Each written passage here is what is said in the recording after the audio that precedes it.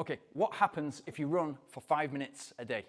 Now, you're probably thinking, what's the point of running for 5 minutes a day? I'm not going to build any endurance. I'm not going to build any speed. I'm barely going to get started, and then I'm going to have to come back, and that's it.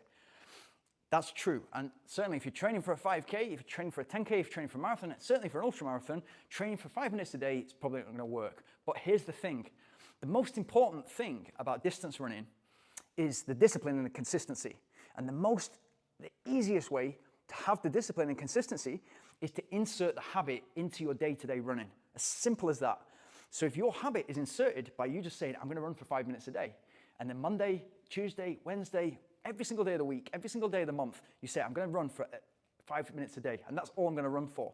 What that will then turn into is consecutive 20 days, consecutive 50 days, consecutive 100 days. And you're not going to want to break that chain.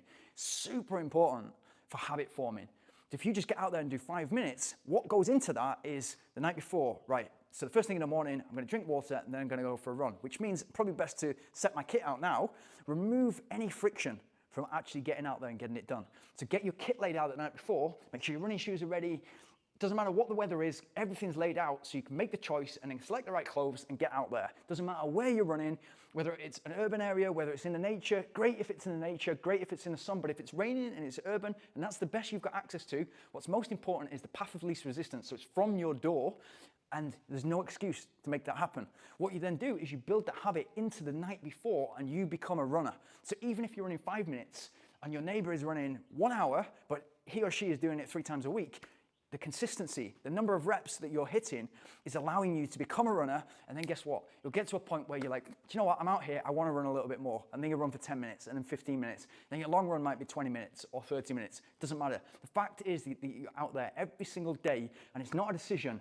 Is this a running day or is it not a running day? Because every day is a running day. And no matter how little sleep you had, how stressed you are, how much you've got on at work, you know that if you get out there, you lay your kit out the night before, you get out there and you run, you're going to put yourself in the best possible frame of mind. And all those things, that lack of sleep doesn't seem as bad after a run.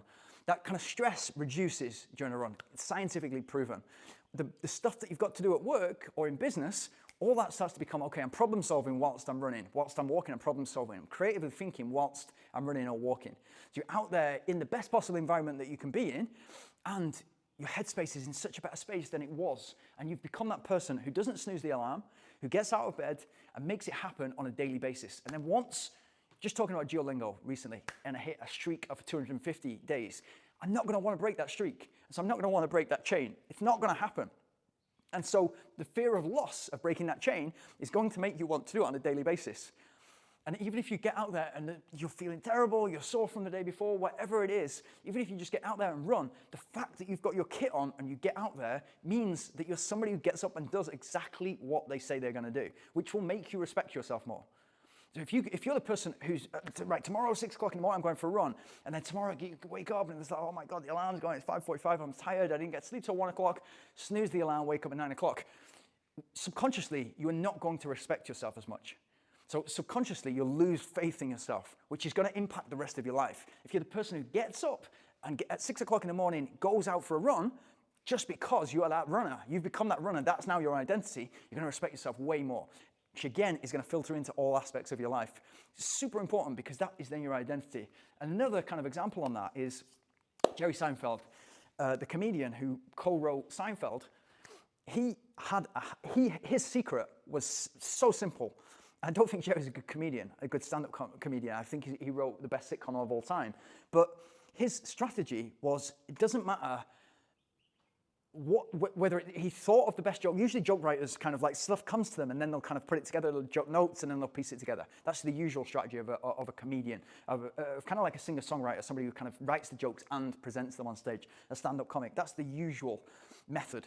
For him, his method was, every single day he writes jokes. Whether they're bad jokes, average jokes, great jokes, it doesn't matter. The fact for him is he doesn't want to break the chain, so he just writes jokes every single day. Even if they're bad jokes, he's got more chance of writing a great joke if he's writing jokes every day than if he just wrote a joke when something came to him, or when he had inspiration, or when he was motivated to sit down and creatively think. It's so powerful, and that's the best sitcom writer of all time.